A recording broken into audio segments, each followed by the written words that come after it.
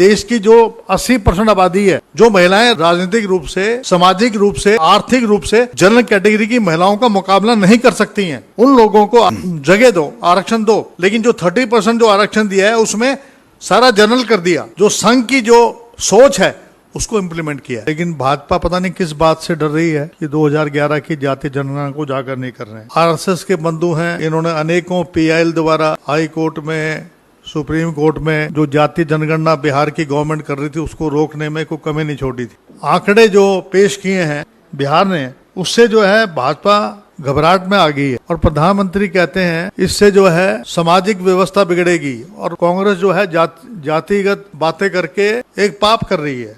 जो जहां भाजपा है उनको छात्रवृत्ति नहीं दी जा रही और आपका जो बीएचयू है उसमें ओबीसी के फंड से एक भी छात्रावास तैयार नहीं किया गया। मैं भारतीय जनता पार्टी से पूछना चाहता हूं कि जो भाजपा शासित राज्य है वहां पिछड़ी जातियों को छात्रवृत्ति क्यों नहीं मिलती, इसका जवाब दे भारतीय जनता पार्टी के लोग कि जो मुख्यमंत्री हैं। न्यायपालिका में हमारी भागीदारी नहीं है, दूसरा लोन है, छोटे मध्यम वर्ग के जो उद्योग हैं उसमें जो है लोन देने का प्रावधान नहीं है ओबीसी की जो लोग हैं। मोदी जी कहते हैं मैं ओबीसी हूँ, तेली हूँ मैं, भैया नकली ओबीसी हैं। बिहार की सरकार ने जो जातीय जनगणना कल हमारे राष्ट्रपिता महात्मा गांधी के जन्म दिवस पे और लाल बहादुर शास्त्री जिनका नारा जय जवान जय किसान का था, उस दिन जो है जातीय जनगणना उजागर करी, जिससे कि देश की राजनीतिक दिशा और लोगों को ये पता लगेगा कि हमारे देश की ऐसी पॉपुलेशन भी है जिसको किसी भी प्रकार से दरकिनार नहीं किया जा सकता, चाहे वो राजनीतिक रूप से हो, चाहे आर्थिक रूप से हो, चाहे वो सामाजिक रूप से हो। 1931 में पहली जाति जनगणना हुई थी। उस टाइम 52% आबादी जो है वो दर्शाई गई थी। उसके बाद 1941 में हुई, जिसको सार्वजनिक नहीं किया गया। 2011 में कास्ट सेंसस हुआ, जिसके बारे में राहुल गांधी जी ने, मल्लिकार्जुन खड़गे जी ने और अनेक मंचों से कई लोगों ने ये कई बार इस बात के लिए दबाव डाला गया कि आप उसको उजागर करें। लेकिन भाजपा पता नहीं किस बात से डर रही है कि 2011 की जातीय जनगणना को उजागर नहीं कर रहे हैं। अभी जो जातीय जनगणना हुई है उसमें अगर आप देखेंगे कि जो पिछड़ा वर्ग की आबादी है वो 63% दर्शाई गई है, यानी करीबन 11% का जंप है आबादी के अंदर। और जो हमारे जो आरएसएस के बंधु हैं, इन्होंने अनेकों पीआईएल द्वारा हाई कोर्ट में, सुप्रीम कोर्ट में जो जातीय जनगणना बिहार की गवर्नमेंट कर रही थी उसको रोकने में कोई कमी नहीं छोड़ी थी।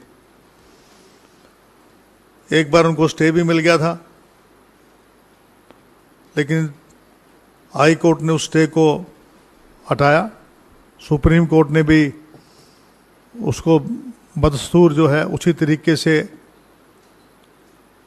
अपनी राय रखी कि देश के अंदर जब तक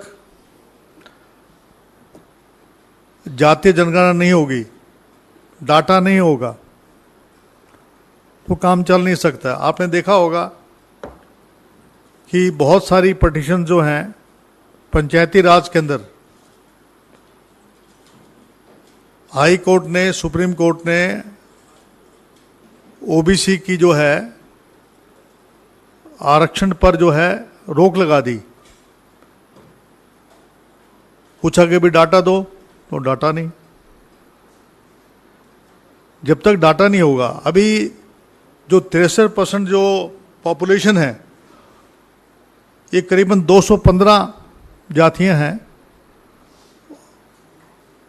कई कम से कम 113 जातियां ऐसी हैं जिनकी आबादी 0 पॉइंट्स से नीचे है। तो उनके बारे में कौन सोचेगा? अनेकों जो योजनाएं हैं जो बनानी है हमने, चाहे वो हमारे शेड्यूल कास्ट के भाई हों, चाहे हमारे ओबीसी के भाई हों, इवन जो ईडब्ल्यूएस के लोग हैं, उनका भी तो सर्वेक्षण हुआ है। इसमें क्यों केवल ओबीसी का थोड़ा ना हुआ है। उसमें जो गरीब लोग हैं उनको फायदा मिलेगा इस बिहार के अंदर, उनके लिए पॉलिसीज बनेंगी। हाउसिंग पॉलिसीज है, किसके पास कच्चा मकान है, किसके पास मोटरसाइकिल है, किसके पास पक्का मकान है, किसके पास कार है, किसके पास आर्थिक स्थिति किसकी कैसी है, राजनीतिक रूप से कौन कितना प्रभावशाली है, शैक्षणिक रूप से क्या व्यवस्था है जिन जातियों की,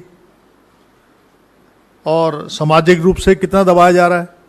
बहुत सारी ऐसे हमारे पिछड़ा वर्ग के लोग हों और इवन शेड्यूल्ड कास्ट में ऐसे आबादी हैं जो विधायक एमएलए नहीं बन सकते, तो उनको जो है सरकार के पास जब डाटा होगा, किसी को एमएलसी बना सकते हैं, किसी को राज्यसभा में ले जा सकते हैं।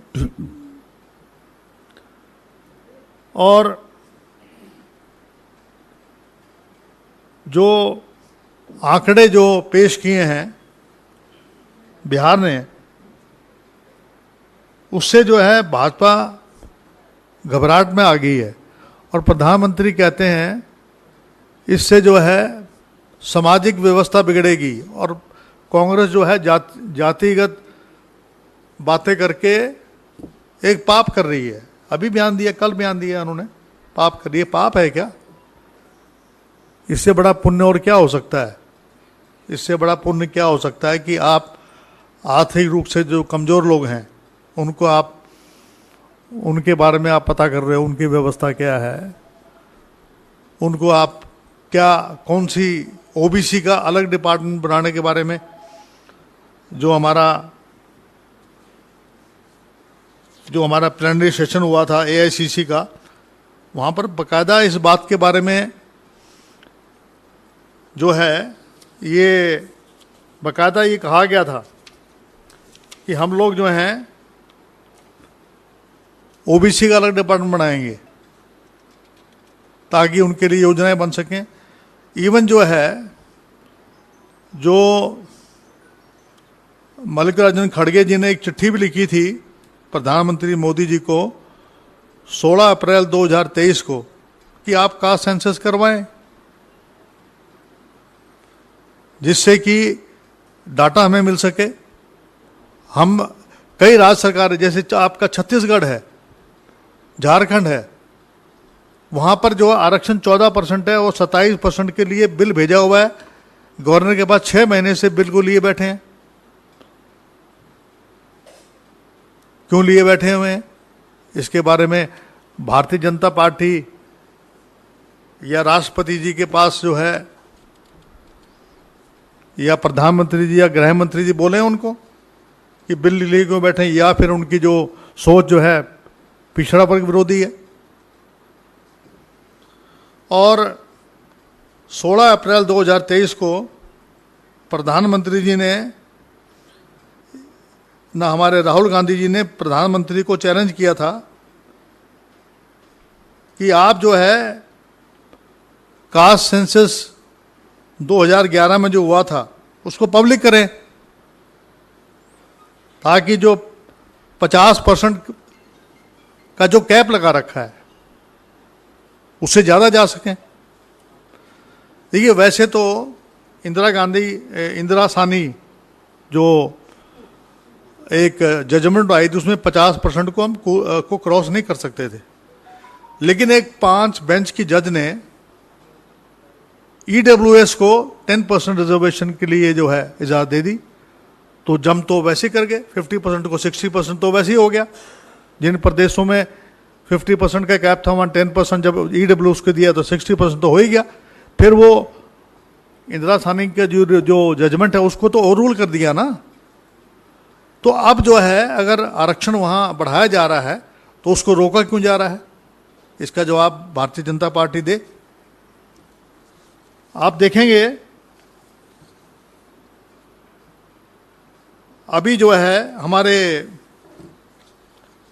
जो केंद्र शासित जो हमारे राज्य हैं, जो जहां भाजपा है, उनको छात्रवृत्ति नहीं जा रही, और आपका जो बीएचयू है उसमें ओबीसी के फंड से एक भी छात्रावास तैयार नहीं किया गया। बनारस हिंदू यूनिवर्सिटी में एक भी छात्रावास नहीं तैयार किया गया जहां ओबीसी को ठहरने की कोई जरूरत हो। राहुल गांधी जी ने कहा था 3 हमारे सचिव हैं। आपको मैं बताना चाहूँगा सेंट्रल यूनिवर्सिटी में 44 सेंट्रल यूनिवर्सिटीज़ हैं, उनमें केवल 9 प्रोफेसर्स हैं, केवल 9 प्रोफेसर्स हैं। जुडिशरी में हमारी भागीदारी मात्र 4% है। एसोसिएट प्रोफेसर्स 2% हैं। शैक्षणिक तौर पे उसका कारण ये है क्रीमी लेयर लगा दिया, और क्रीमी लेयर लगा दिया कितना, 8 लाख। अब आज के ज़माने में 8 लाख इस युग के अंदर जहाँ पर इतनी महंगाई हो रही है और ये कहते हैं पर कैपिटा इनकम हमारी बढ़ रही है, तो 8 लाख का कैप तो बहुत ही कम है। इसको कम से कम 14, 15, 16 लाख में होना चाहिए, ताकि हमारे लोगों को क्या होता है कि हमारी सीट बढ़ती नहीं, उसमें जनरल कैटेगरी के लोगों को घुसा देते हैं, चाहे वो प्रोफेसर हो यूनिवर्सिटी में, चाहे आपके और नीट परीक्षा में तो आज तक ओबीसी का आरक्षण ही लागू नहीं किया। देखो कमाल की बात है ये, जो 63% जिसकी आबादी है, जिसकी अभी तो बिहार की आई है, अगर पूरे देश की होगी तो हो सकता है वहाँ पर, जैसे पहले हम कहते थे 52% थी, हो सकता है कि वहाँ पर भी हमारी 58% हो जाए, 59% हो जाए, 59% हो सकती है। तो क्या हम लोग जो हैं ओबीसी का राष्ट्रीय चेयरमैन होने के नाते मैं भारतीय जनता पार्टी से पूछना चाहता हूं कि जो भाजपा शासित राज्य हैं वहाँ पिछड़ी जातियों को छात्रवृत्ति क्यों नहीं मिलती, इसका जवाब दे भारतीय जनता पार्टी के लोग, कि जो मुख्यमंत्री हैं। न्यायपालिका में हमारी भागीदारी नहीं है। एमएसएमई जो उसमें जो मुद्रा लोन है, जो छोटे मध्यम वर्ग के जो उद्योग हैं, उसमें जो है लोन देने का प्रावधान नहीं है ओबीसी के जो लोग हैं। और देखिए राज्य पिछड़ा वर्ग आयोग के 5 सदस्यों की नियुक्तियां पूरी आज तक नहीं करी हैं। अब तक केवल एक अध्यक्ष है और एक सदस्य है, केवल 2 लोग नियुक्त किए हैं जो राज्य पिछड़ा वर्ग आयोग है, जिसमें 5 सदस्यों की नियुक्तियां 18 महीने से अब तक लंबित पड़ी हुई हैं। अरे जब आपका राष्ट्रीय पिछड़ा वर्ग आयोग, उसको ही आप पूरा नहीं कर रहे। मोदी जी कहते हैं मैं ओबीसी हूं, तेली हूं मैं। भैया नकली ओबीसी हैं। अगर सही मायने में उनको, अगर वो चाहते हैं ओबीसी का भला, तो कास्ट सेंसस करवाएं, छात्रों को छात्रवृत्ति दिलवाएं। हमारी पार्टी ने जो अभी हमारा अधिवेशन हुआ था रायपुर के अंदर, वहां ये फैसला लिया हमने कि अगर हम लोग, ये हमारा रायपुर में हुआ था हमारा, उधर हम लोगों ने ये फैसला ले लिया था पहले ही कि अगर महिला आरक्षण अगर हम लेके आएंगे 2024 में, अगर हमारी सरकार बनती है, तो हम जो है जातीय जनगणना हम करवाएंगे, कास्ट सेंसस पूरे देश में करवाएंगे। ये बात कांग्रेस पार्टी ने जब भारत जोड़ो यात्रा के अंदर राहुल गांधी जी जब लोगों के बीच में गए तो उनको SC ST OBC की जो महत्व है, जो उनकी जो जिस राज्य में SC ST OBC माइनॉरिटी नहीं है वहां हमारी सरकार सत्ता में नहीं है। चाहे आपका यूपी लगा लीजिए, चाहे उड़ीसा लगा लीजिए, बहुत सारे राज्य मैं आपको बता सकता हूं। 2010 के अंदर हमारा महिला आरक्षण बिल राज्यसभा में तो पास हो गया था, लेकिन इसमें लोकसभा में क्यों नहीं हो पाया? क्योंकि हमने SC ST OBC माइनॉरिटी जो महिलाएं थीं उनको 33% आरक्षण देने का प्रावधान नहीं किया था, जिसकी वजह से जो नेता थे हमारे, जो हमारे यूपीए के जो पार्टनर्स थे, चाहे वो DMK थी, चाहे वो RJD थी, चाहे समाजवादी पार्टी थी, उन लोगों ने हमारा साथ नहीं दिया। वरना तो राहुल गांधी जी का सपना सोनिया गांधी जी पूरा करना चाहती थी, राज्यसभा में हम पास ही क्यों करते?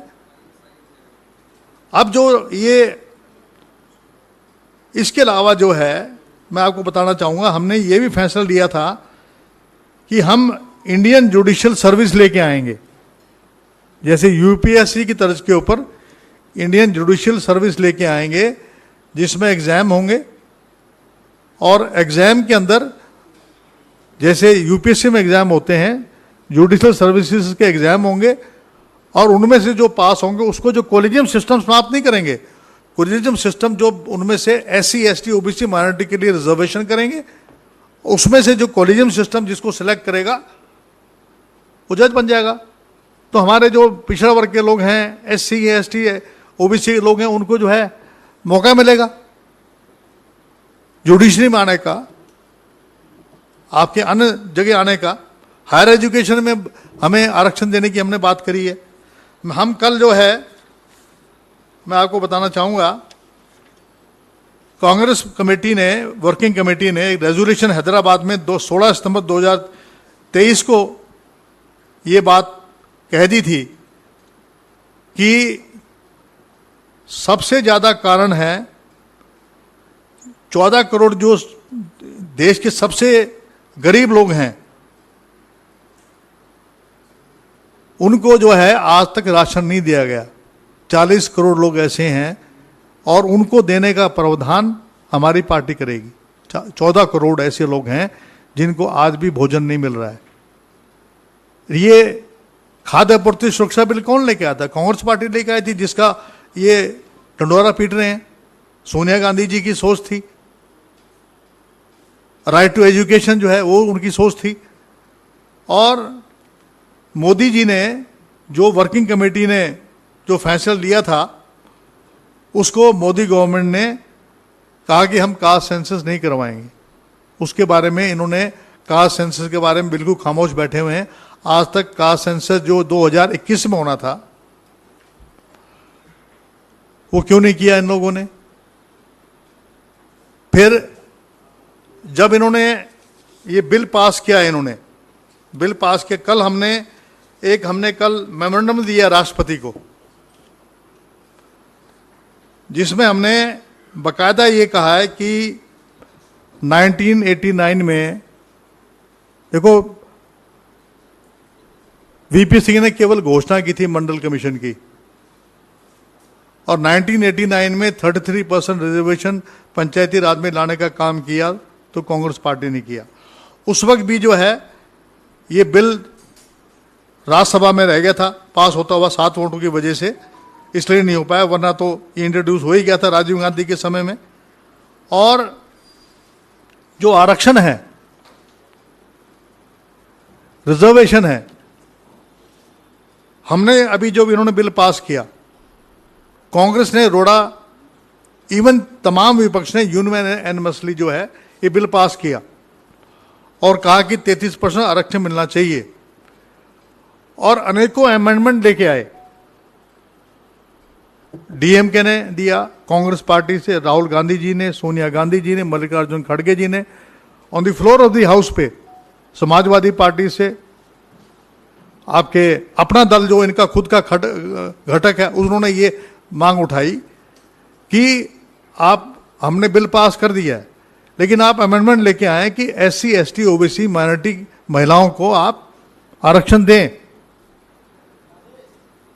अगर आप आरक्षण नहीं दे रहे हैं तो आप ये एक सबसे बड़ा गुनाह है कि आप देश की जो 80% आबादी है, जो महिलाएं राजनीतिक रूप से, सामाजिक रूप से, आर्थिक रूप से जनरल कैटेगरी की महिलाओं का मुकाबला नहीं कर सकती हैं, उन लोगों को आप जगह दो, आरक्षण दो, कोटे के अंदर कोटा दो।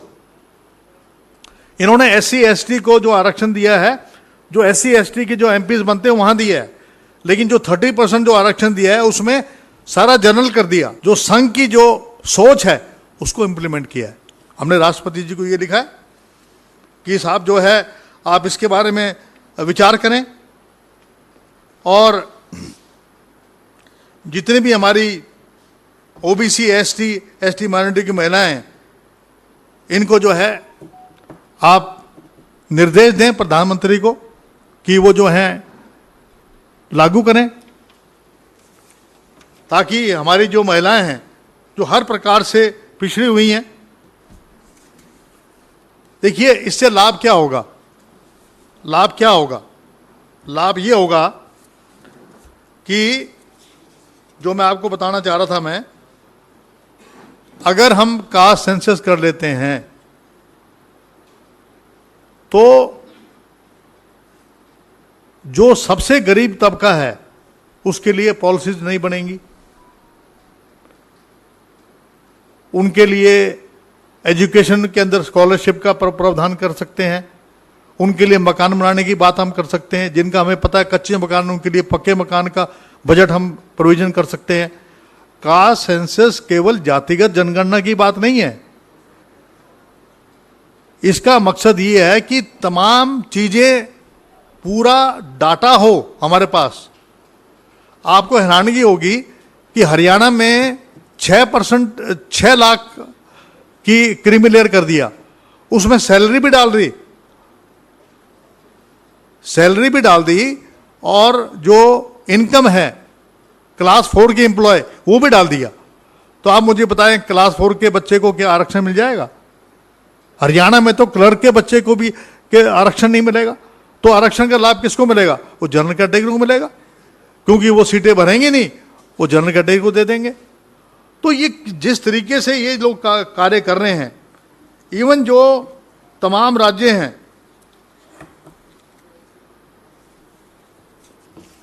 तो हमारा जो मामला जो है 2010 के अंदर भी राज्यसभा में बिल हमारा पास हो गया था, जैसे कि मैंने पहले आपको बताया।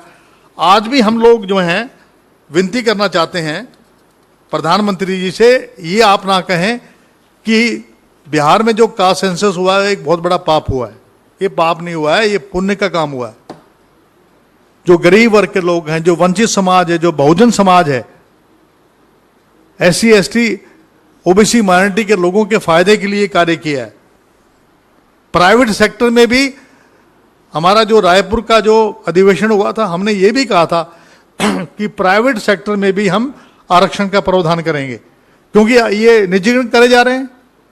रेलवे का, बंदरगाह का, एयरपोर्ट का, इन सब का जो है निजीकरण करे जा रहे हैं। तो हमने ये भी विचार की, रेजोल्यूशन पास हुआ बाकायदा ये कह के कि हम निजी क्षेत्र में भी और हायर एजुकेशन में भी और महिला आरक्षण में भी हम लोग ये लागू करेंगे।